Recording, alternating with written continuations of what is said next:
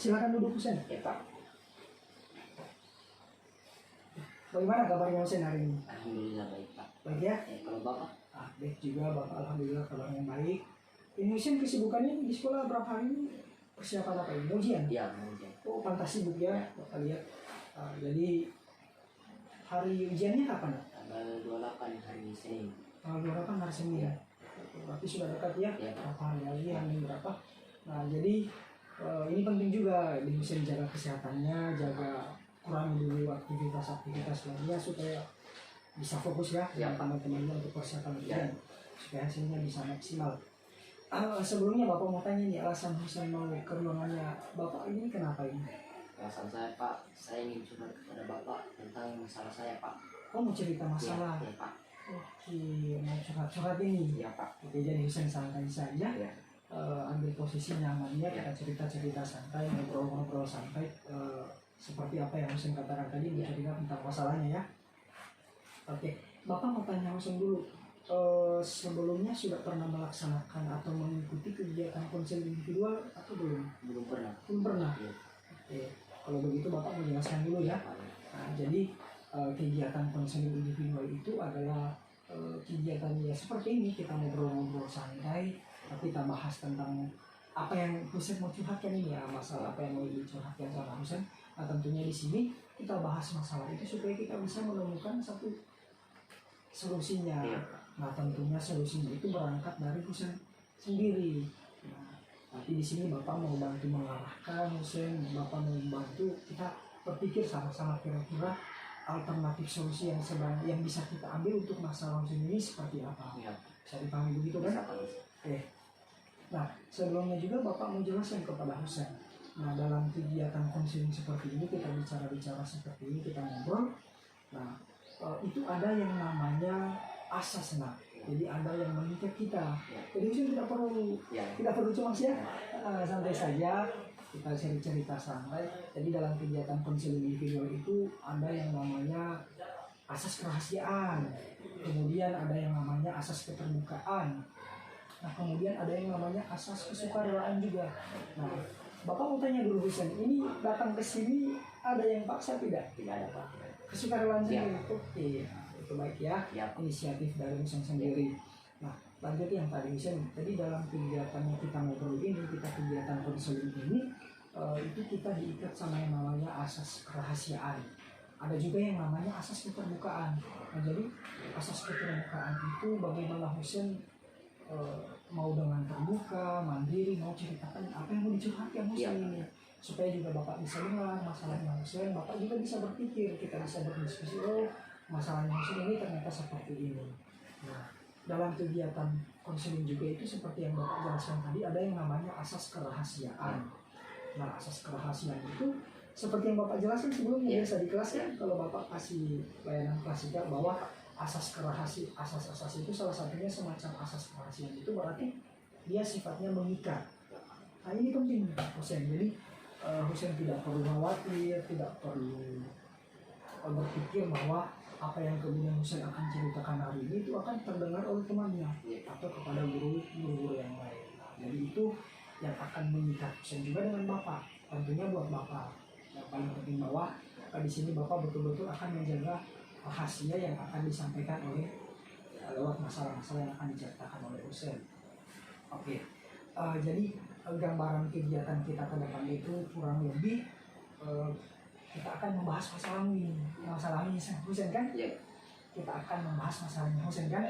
Nah, jadi Bapak selalu sampaikan, silakan ceritakan, tidak usah ragu kalau memang apa yang betul-betul itu menjadi keresahan Husen. Nah, kalau begitu Bapak ingin deh dengar apa yang menjadi masalah yang katanya mau dicurhatkan ya sama Bapak, apa yang ingin disampaikan sama Husen. Bapak ingin mendengar apa masalahnya Husen. Silakan Husen. Masalah yang saya hadapi sekarang Pak, saya tidak suka dengan pelajaran matematika. Bahkan kadang-kadang ketika ada pelajaran matematika, saya sengaja tidak mengikuti kelas. Kadang saya pulang, saja Pak.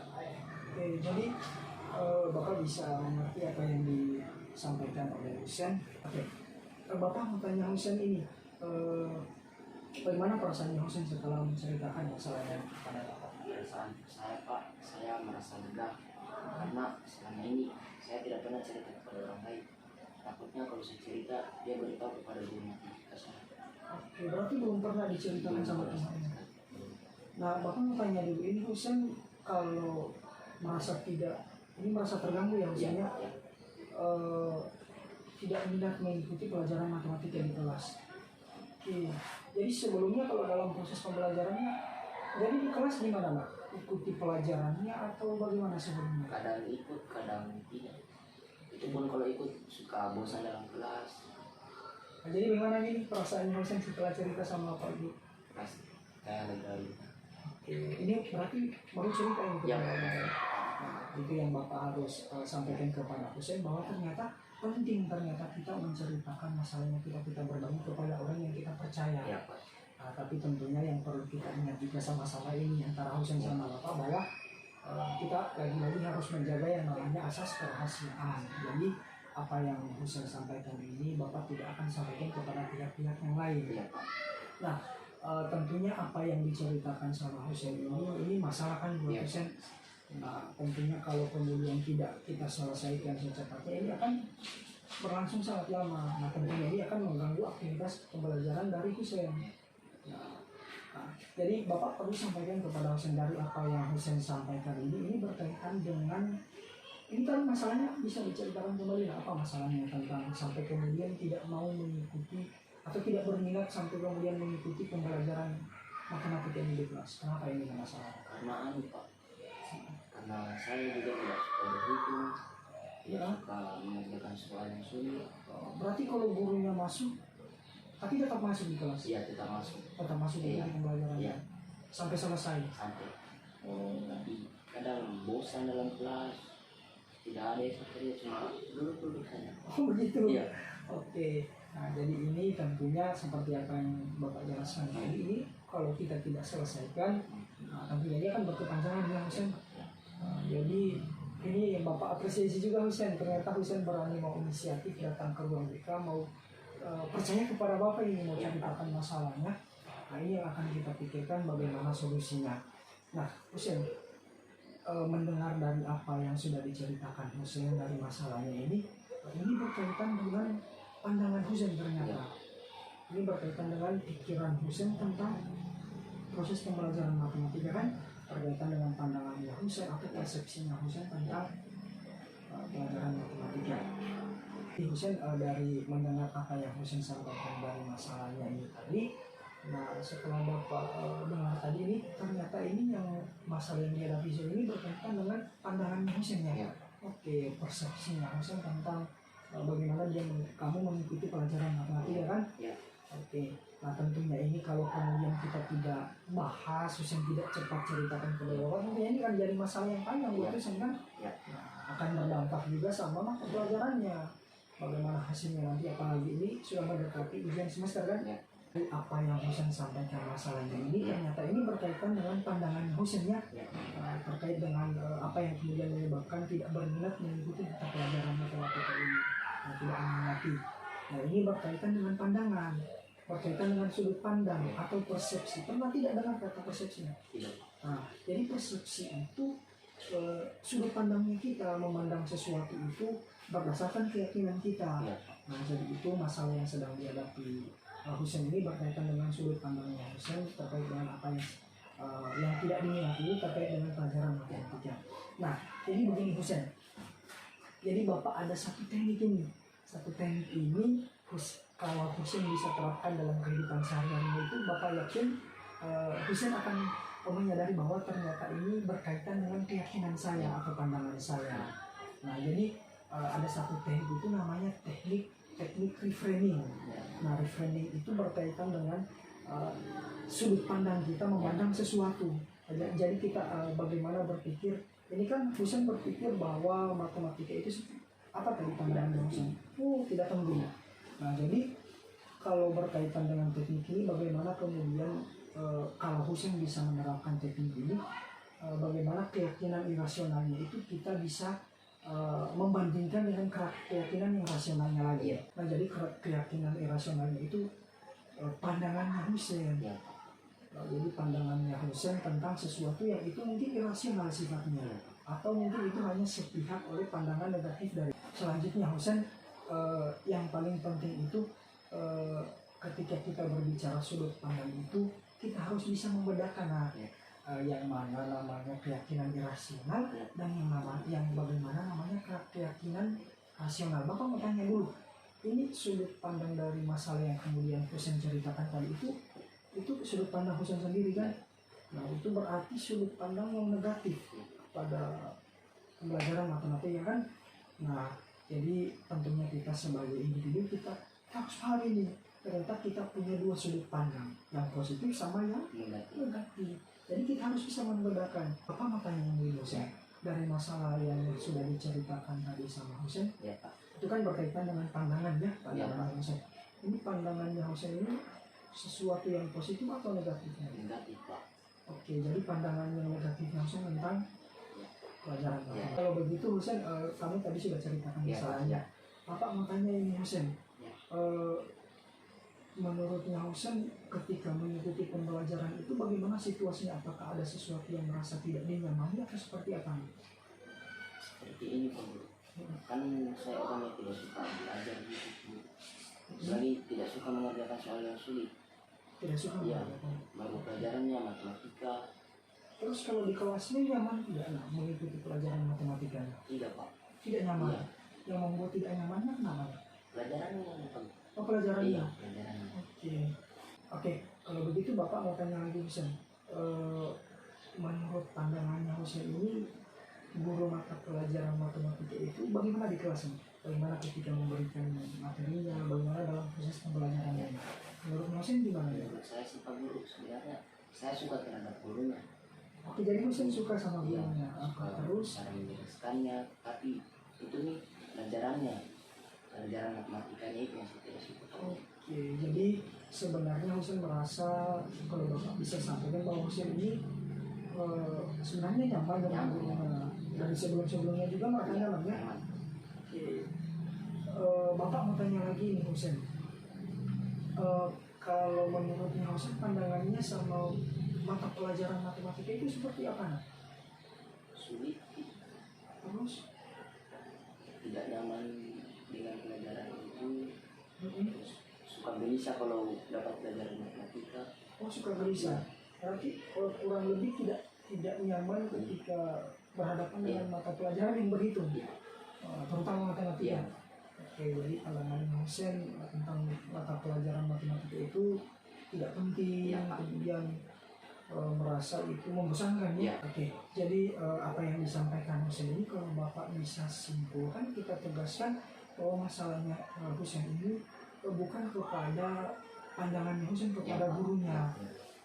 Jadi mendengar apa yang disampaikan Husen ini berkaitan dengan sudut pandang Husen kepada mata pelajaran matematika. Ya. Nah itu yang kemudian sampai menyebabkan karena anggapannya Husen kan tadi Husen beranggapan bahwa matematika itu tidak penting, kemudian membosankan di kelas. Nah itu yang kemudian sampai kemudian tidak berminat mengikuti pembelajarannya ya.